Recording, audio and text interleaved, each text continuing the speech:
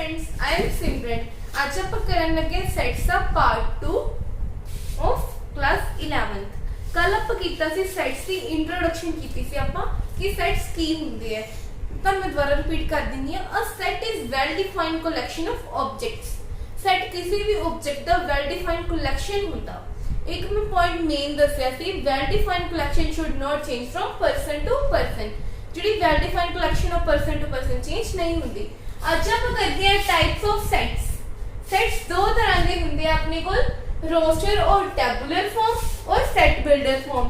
जिहड़ी अपने को रोस्टर फॉर्म होंगी है उन्हें ही आप टेबुलर फॉर्म कहते हैं। आज आप गल करते पहला रोस्टर और टेबुलर फॉर्म की। इन्हों आप जर्नल किवें रिप्रेजेंट करते हैं।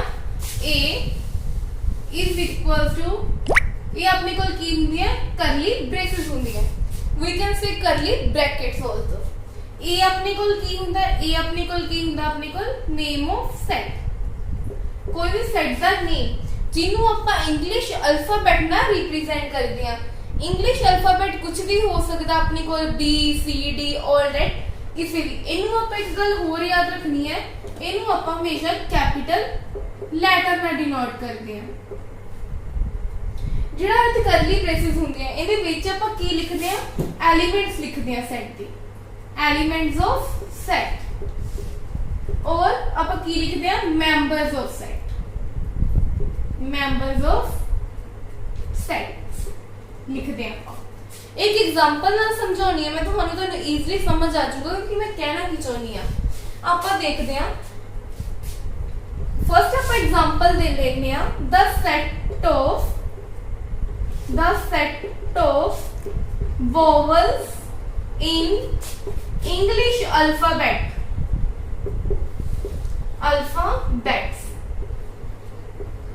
ਆਪਾਂ vowels ਦੀ English vowels ਦੇ ਜਿਹੜੇ alphabet ਦਾ set ਬਣਾਉਣਾ ਹੈ। We all know vowels ਕੀ ਹੁੰਦੇ ਆ A E I O U ਹਨਾ। ਆਪਾਂ ਇਹਨਾਂ ਦਾ set ਬਣਾਉਣਾ ਹੈ। ਇਹ ਆਪਣੇ ਕੋਲ ਕੀ ਹੋ ਗਿਆ name of set। ਇਹਨੂੰ ਆਪਾਂ ਹਮੇਸ਼ਾ ਕੈਪੀਟਲ ਲੈਟਰ ਤੇ ਲਿਖਣਾ ਹੈ। ਇਹ ਆਪਣੇ ਕੋਲ ਕੀ ਹੋ ਗਿਆ ਕਰਲੀ ਬ੍ਰੇਸਿਸ ਹੋ ਗਿਆ।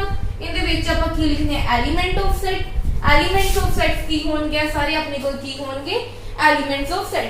जदों आप लिखते हैं विच आप कोमा यूज करते हैं always. Okay A E I O U ठीक है।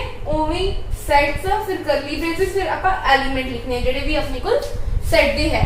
हुण आप एक होर एग्जांपल समझते हैं ये सब नू।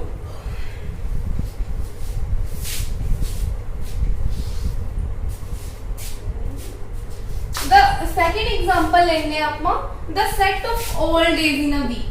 The set of all days in a week अपने को हफ्ते के जिहड़े दिन हुंदे आ उन्हां दा एक सेट बनाउणा।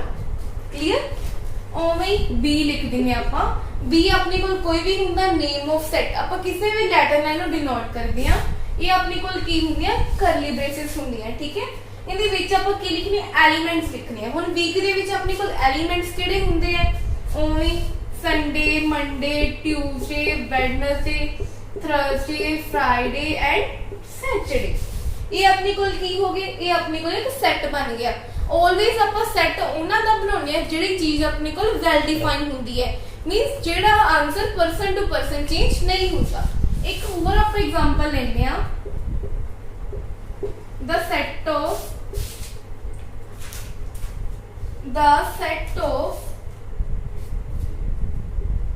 letters of school। आप स्कूल दे लेटर्स आप एक सेट बनाना। क्लियर। आप किवें बनावांगे ओवें name of set curly braces हम स्कूल इंदा आप सेट बनाना। ਹੁਣ ਤੁਹਾਡਾ ਸਾਰੇ ਦਾ क्वेश्चन होगा मैं ਤੇ डबल ओ क्यों नहीं लिखता क्योंकि ਆਪਾਂ ਇੱਕ ਸੈੱਟ ਬਣਾ ਰਹੇ ਸੀ। ਆਪਾਂ ਤੇ डबल ओ क्यों नहीं लिखता। ओके ਇਹਦਾ ਇੱਕ ਰੀਜ਼ਨ ਹੈ ਜਦੋਂ ਆਪਾਂ ਸੈੱਟ ਨੂੰ ਰੋਸਟਰ ਫਾਰਮ ਦੇ ਵਿੱਚ ਲਿਖਦੇ ਆ ਆਪਾਂ ਕਿਸੇ ਵੀ ਵਰਡ ਨੂੰ ਰਿਪੀਟ ਨਹੀਂ ਕਰਦੇ। ਮੇਨ ਪੁਆਇੰਟ ਜਦੋਂ ਆਪਾਂ ਸੈੱਟ ਨੂੰ ਰੋਸਟਰ ਫਾਰਮ ਦੇ ਵਿੱਚ ਲਿਖਦੇ ਆ ਆਪਾਂ ਕੋਈ ਵੀ ਵਰਡ ਹੈ ਜਿਹੜਾ ਆਪਾਂ ਰਿਪੀਟ ਨਹੀਂ ਕਰਦੇ।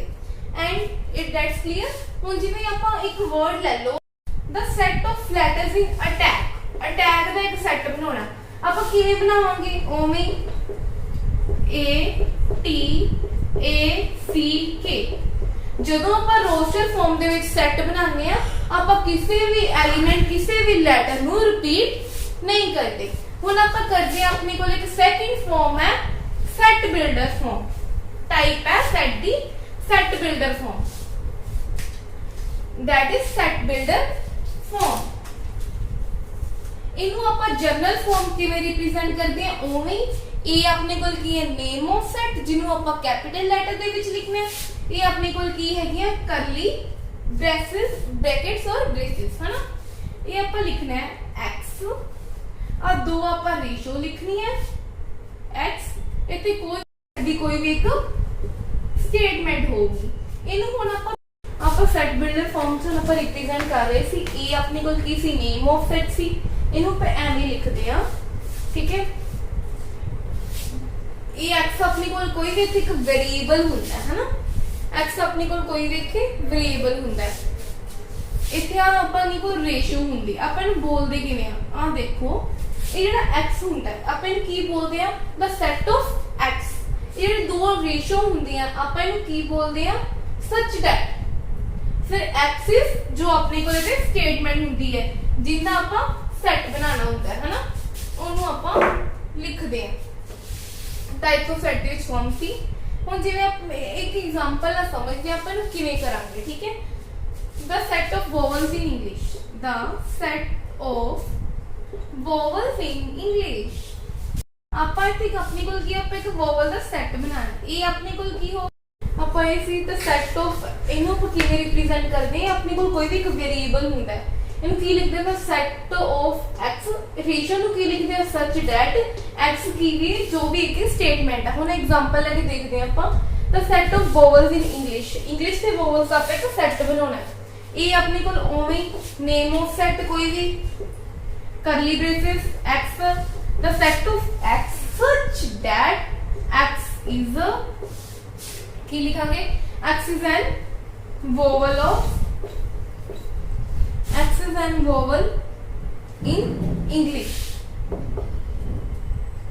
कि ये अपने को कोई भी इंग्लिश ना जो एक vowel है ओके इंग्लिश अल्फाबेट एक इंग्लिश के अल्फाबेट दा वोवल है ठीक है। ओमी ए नेम ऑफ सेट फिर आप करली ब्रेसेस लानी है। फिर the set of x ratio ਨੂੰ ਕਿਵੇਂ ਬੋਲਾਂਗੇ ਸੱਚ ਦੈਟ x ਇਜ਼ ਐਨ ਇਹ ਕੋਈ ਵੀ ਇੱਕ ਸਟੇਟਮੈਂਟ ਦੀ ਫਾਰਮ ਦੇ ਵਿੱਚ ਹੁੰਦਾ ਹੈ। ਹੁਣ ਆਪਾਂ ਇੱਕ ਹੋਰ ਐਗਜ਼ਾਮਪਲ ਲੈ ਲੈਂਦੇ ਆ। ਆਪਾਂ ਇੱਕ ਸੈੱਟ ਬਣਾਉਣਾ ਹੈ। ਜਦੋਂ ਆਪਾਂ ਸੈੱਟ ਬਿਲਡਰ ਫਾਰਮ ਯੂਜ਼ ਕਰਦੇ ਆ ਉਹਦੇ ਵਿੱਚ ਆਪਾਂ ਇੱਕ ਸੈੱਟ ਬਣਾਉਣਾ ਹੈ। ਦ set of all letters in school इनका ਆਪਾਂ ਇੱਕ ਸੈੱਟ ਬਣਾਉਣਾ ਹੈ ਠੀਕ ਹੈ। ਉਵੇਂ a name of set ਕੋਈ ਵੀ curly braces x the set of x such that x is a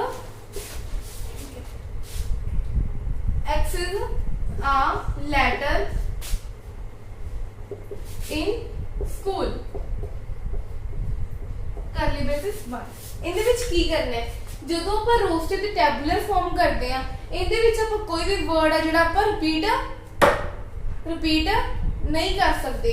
but ਜਦੋਂ ਆਪਾਂ ਸੈਟ ਬਿਲਡਰ ਫਾਰਮ ਕਰਦੇ ਆ ਇਹਦੇ ਵਿੱਚ ਆਪਾਂ ਕੋਈ ਵੀ ਲੈਟਰ ਰਿਪੀਟ ਕਰ ਸਕਦੇ ਆ। ਇਹਦੇ ਵਿੱਚ ਕੋਈ ਇਸ਼ੂ ਨਹੀਂ ਹੈ। ਅੱਜ ਆਪਣਾ ਇਹ ਵੀ ਡਨ ਹੋ ਗਿਆ ਕਿ ਆਪਣੇ ਕੋਲ ਟੈਬੂਲਰ ਫਾਰਮ ਰੋਸਟਰ ਫਾਰਮ ਤੇ ਸੈਟ ਬਿਲਡਰ ਫਾਰਮ ਕਿਹੜੀ ਹੁੰਦੀ ਹੈ। अपना सेकंड पार्ट की कंप्लीट हो गया। थर्ड पार्ट दे विच आपां करांगे इन्हां नाल कुछ रिलेटेड क्वेश्चंस। हुण नेक्स्ट पार्ट दे विच क्वेश्चंस करांगे।